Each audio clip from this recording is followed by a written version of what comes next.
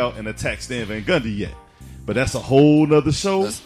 You know what I'm saying? And that Saturday show. Yeah, what's the call? What's Saturday Live show and direct. Live and direct. You know what I'm saying? That's a whole different show.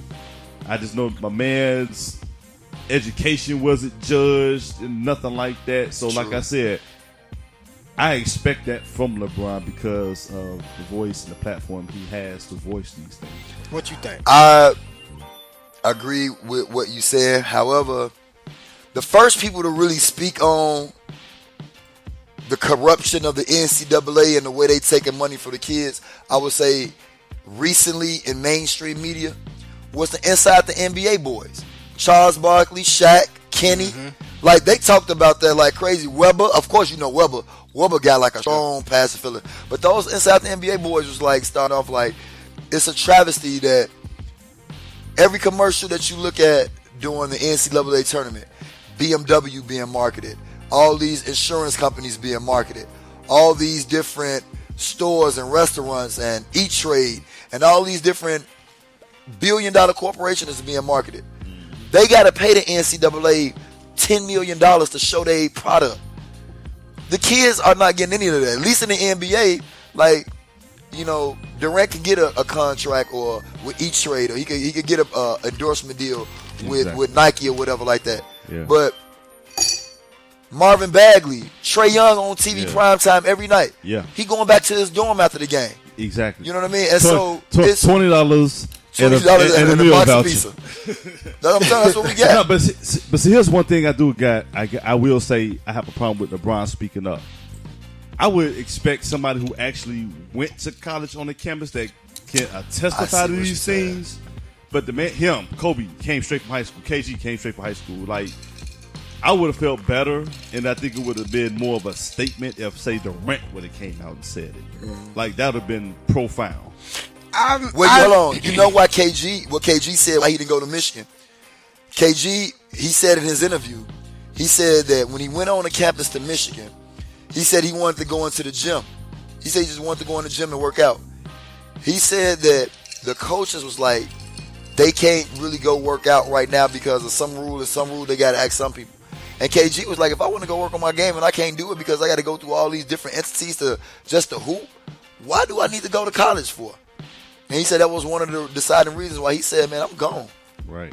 But that was a smart decision on this. Yeah, but you know what? I mean, like, I'm pretty sure you had the same thing, but you know what? You didn't just go to Northwestern just to play ball. You got you a degree. You know what I'm saying? Like, that should not be the only reason you want to go to college. Like, college is supposed to be a platform for you to spread your wings, find out who you are, and give you options for when you do get that degree and graduate. Like, if you get your bachelor's degree and say multimedia, and you are a top 5 draft pick, like, those are options.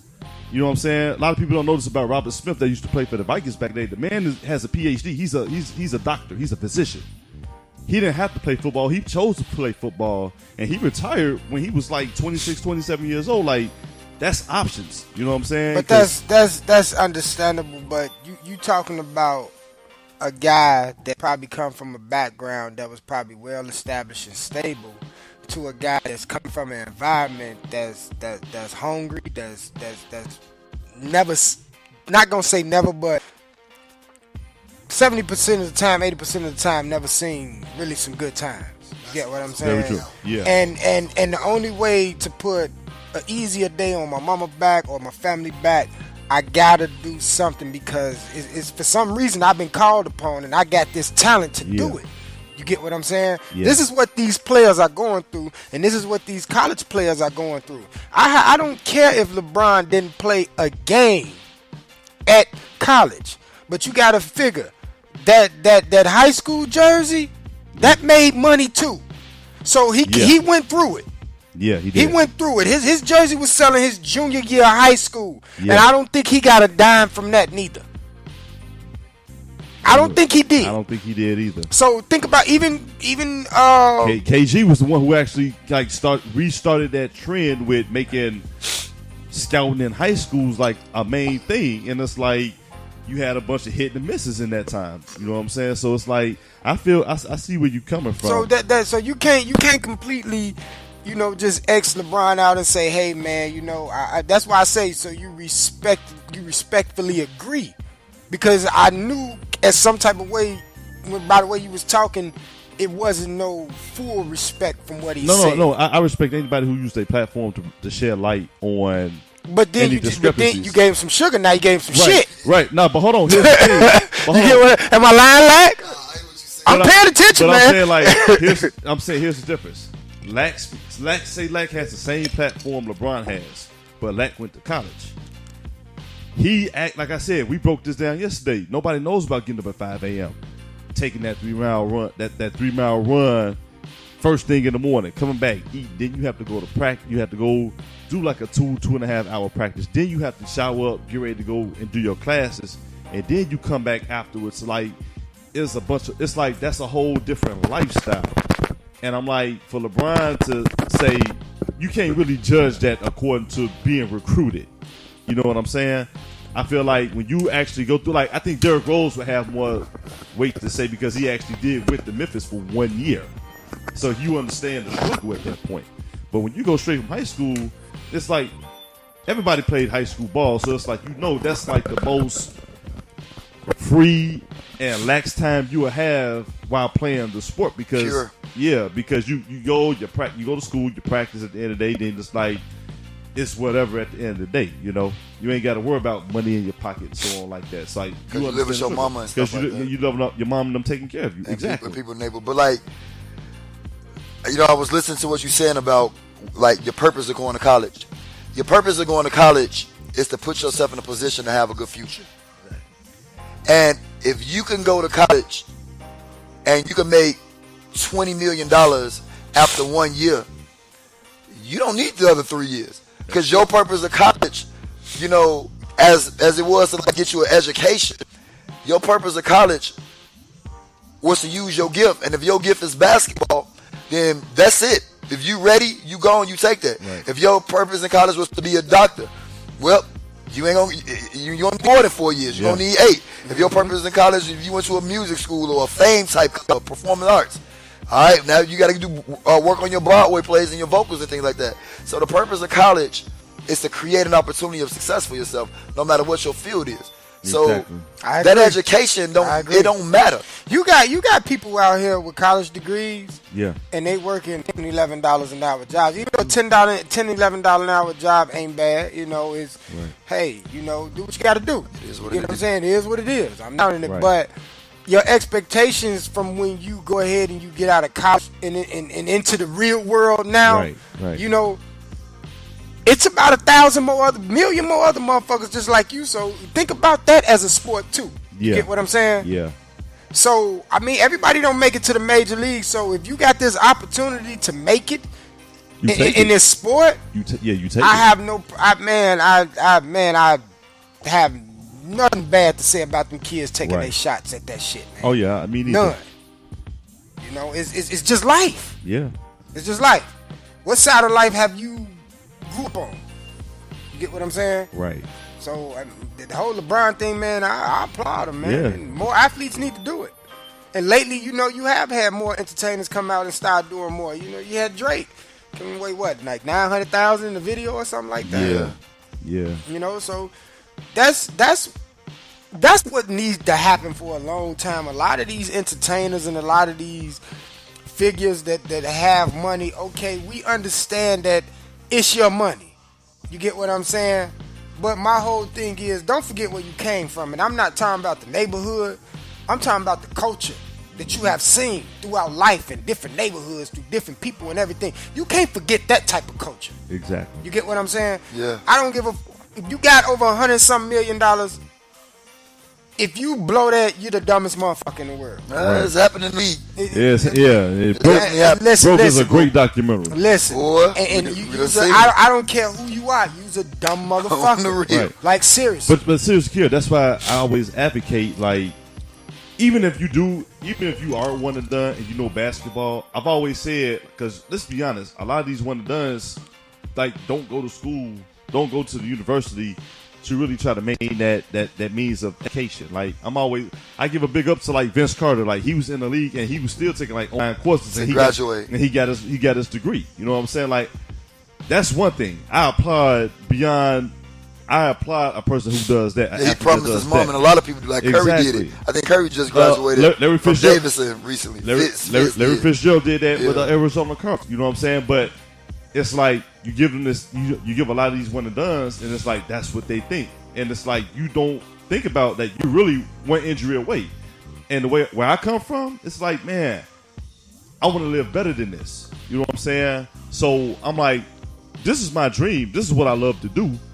But I'm going to have a plan B, and I'm going to have a trade under my belt. So you know what? I don't never get to this point. You know what I'm saying? Like when you really go through something, like they say, old cliche, you know better, you do better.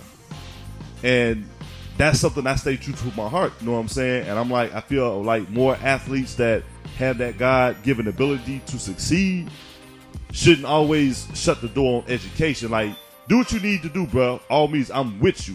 But don't just be like, okay, I'm here at the pros. I don't need to go to school. But think about it like this. Some of them people that's educated and got degrees are working for people who don't have degrees at all. So why do you necessarily need the degree? Why you just can't develop your own business and your own plan and go? I was just about to touch on that because a lot of times, I'm speaking from experience now. A lot of times when you do become a pro, like your rookie year, there's always a vet around you say, hey, young fella, give me $10,000. I'm finna invest you into something. I'm finna take you to people that's gonna help set you up. Charles Barkley talked about how Moses Malone and Dr. J did that for him when he did that. When I was a rookie, I had some vets sit me down and say, hey, you ain't gonna do this forever, young fella. Oh yeah, you like, know what? Do this with your money. Michael Finley is another guy. Like, he is like literally set for life. Like, you come here and take one peanut and won't give you $1. Man, for real. Like, Michael Finley, cheap, bro. Finley cheap as hell. Because he's scared he don't want to be broke. So I don't blame they say when he go to restaurants and he tip $10. Yeah, and hold on. What people don't realize is.